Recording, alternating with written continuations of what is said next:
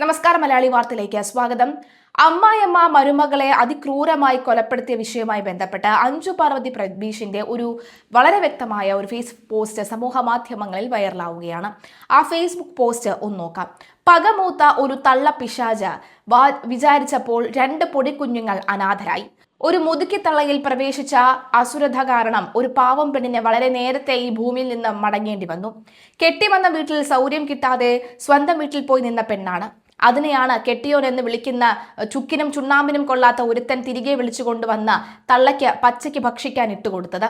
ഇന്നലെ വാർത്തകളിലെ തലക്കെട്ട് മുഴുവനും ചായ കിട്ടാത്തത് കൊണ്ട് അമ്മായിയമ്മ മരുമകളെ വെട്ടിക്കൊന്നു എന്നായിരുന്നു. സത്യത്തിൽ ചായ കിട്ടാൻ വൈകിയതൊന്നുമല്ല കാരണം. എത്രയോ നാളായി ഉള്ളിൽ വെച്ചിരുന്ന പക ആ താടക തള്ള ആ പാവം പെൺകുട്ടിക്ക് നേരെ കുടഞ്ഞിടുകയായിരുന്നു. അല്ലെങ്കിൽ അമ്മായിയമ്മ പോര് കാണിച്ച് വീട്ടിൽ നിന്നും ഓടിച്ചു വിട്ട മോന്റെ ഭാര്യയെ മോൻ തിരികെ വിളിച്ചു കൊണ്ടുവന്നതിന്റെ കലിപ്പ് തീർത്തതാവാം. അല്ലാതെ ചായ കിട്ടാതെ ഭ്രാന്തിളകിയതല്ല തള്ളയ്ക്ക്. ഇപ്പോൾ കേൾക്കുന്ന വാർത്തകൾ ശരിയാണെങ്കിൽ ശാന്ത എന്ന ആ തള്ള പണ്ടേ ഒരു താടകയാണ്. കെട്ടിക്കൊണ്ടുവന്ന നാൾ മുതലേ മരുമോൾക്ക് സ്വസ്ഥത കൊടുക്കാത്ത വനം കൂടിയ ഐറ്റം. പല പ്രാവശ്യം പ്രശ്നം ഉണ്ടായിട്ടും അമ്മായിയമ്മ മരുമകളും തമ്മിൽ പലതരത്തിലുള്ള തർക്കങ്ങൾ ഉടലെടുത്തിരുന്നു. അത് ആ പെൺകുട്ടിയുടെ വീട്ടുകാർക്കും അറിയാം. എന്നിട്ട് അവർ എന്ത് ചെയ്തു? ഒന്നും ചെയ്തില്ല. നാട്ടുനടപ്പ് പോലെ പിണങ്ങി വീട്ടിൽ വന്ന പെണ്ണിനെ വിളിക്കാൻ കെട്ടിയോൻ വന്നപ്പോൾ കൂടെ വിട്ടു. നാട്ടുകാരുടെ മുന്നിൽ മോൾ വീട്ടിൽ വന്ന് നിൽക്കുന്നു എന്ന നാണക്കേട് വന്നില്ലല്ലോ. ഇതൊരൊറ്റപ്പെട്ട സംഭവം ഒന്നുമല്ല. പല കുടുംബങ്ങളിൽ നിന്നും നിത്യവും നടന്നു വന്ന നാട്ടുനടപ്പുകളിൽ ഒന്നാണ്. സ്വന്തം മകൾ ചെന്നുകയറിയ ഇടം പാമ്പിന്റെ മാളമാണ് എന്നും എപ്പോൾ വേണമെങ്കിലും കൊത്താൻ കാത്തിരിക്കുന്ന മൂർഖൻ അവിടെ ഉണ്ടെന്നും അറിഞ്ഞിട്ട് മകളോട് ആ മാളത്തിൽ തന്നെ കഴിയാനും അഡ്ജസ്റ്റ് ചെയ്ത് ജീവിക്കൂ എന്ന് പറയാനും ഉളുപ്പില്ലാത്ത അച്ഛനമ്മമാരും ഇവിടെ ഒരുപാടുണ്ട്. താലി കെട്ടിയവനല്ലെങ്കിൽ അവന്റെ വീട്ടുകാർ ഒരു നായയുടെ വില പോലും തനിക്ക് തരുന്നില്ല എന്നറിയുന്ന ആ നിമിഷം അവനോട് കെഞ്ചുകയോ കരയുകയോ അല്ല വേണ്ടത്, മറിച്ചിറങ്ങി നടന്നേക്കണം അവന്റെ ജീവിതത്തിൽ നിന്നും. ഇനി അവൻ അവിടെ നിസ്സഹായനാണ് എന്ന് പറയുമ്പോൾ ഒന്ന് തിരിഞ്ഞു നിൽക്കുക. ശേഷം അവന്റെ തണ്ടല് അവിടെ ഉണ്ടോ എന്ന് ഉറപ്പുവരുത്തി. അതുണ്ടെങ്കിൽ കൂടെ വരാൻ തയ്യാറുണ്ടോ എന്ന് ചോദിക്കുക.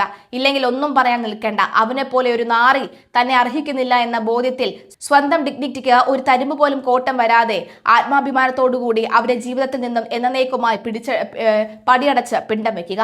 അതാണ് ഓരോ പെണ്ണും ചെയ്യേണ്ടത്. അത്രയുള്ളൂ. അങ്ങനെ ഒന്ന് ചെയ്യാൻ ഈ പാവം പെണ്ണിന് ധൈര്യം ഉണ്ടായി കാണില്ല.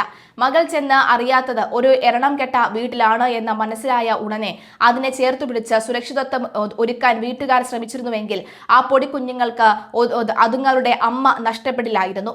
ഒരുപക്ഷെ അവർക്ക് അതിന് ഉള്ള പാങ്ങ് ഉണ്ടാവില്ലായിരിക്കാം. ഉള്ളതെല്ലാം വിറ്റ് പെറുക്കിയും ആയിരിക്കും അതിനെ അങ്ങോട്ട് പറഞ്ഞു വിട്ടിട്ടുണ്ടാവുക. ആർക്കറിയാം? പഠിപ്പും സ്വന്തം കാലിൽ നിൽക്കാനുള്ള ത്രാണിയും ആക്കിയ ശേഷം മാത്രം മക്കൾക്ക് താലിഭാഗ്യം ഉണ്ടാക്കി കൊടുക്കാൻ ഓരോ വീട്ടുകാരും ശ്രദ്ധിക്കുക. ചെന്നുകയറിയ ഇടം കൊള്ളില്ല എങ്കിൽ അന്തസ്സായി ഇറങ്ങി വല്ല ജോലിയും ചെയ്ത് ജീവിക്കാമെന്ന ധൈര്യം പെൺപിള്ളാർക്ക് ചൊല്ലിക്കൊടുക്കുക. അല്ലാതെ സർവം സഹയാണ് പെണ്ണ്, ചെന്നുകയറുന്ന വീട്ടിൽ അടിമപ്പണി ചെയ്യുന്നതാണ് ഉത്തമ ഭാര്യ എന്ന് ഓതിക്കൊടുക്കാതെയെങ്കിൽ ഇരിക്കുക.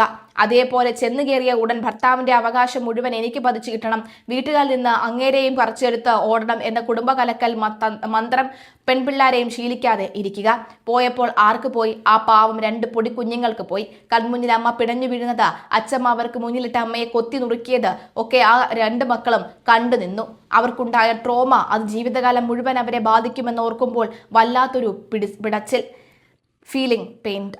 സത്യത്തിൽ ഇത് തന്നെയാണ് അവസ്ഥ. ആ 2 കുട്ടികളുടെ മാനസികാവസ്ഥ എത്രത്തോളമാണെന്ന് നമുക്ക് ആർക്കും തന്നെ പറയാൻ കഴിയാത്ത ഒരു ഘട്ടത്തിലൂടെ കടന്നു പോവുകയാണ് എന്ന് വ്യക്തമാവുകയാണ്.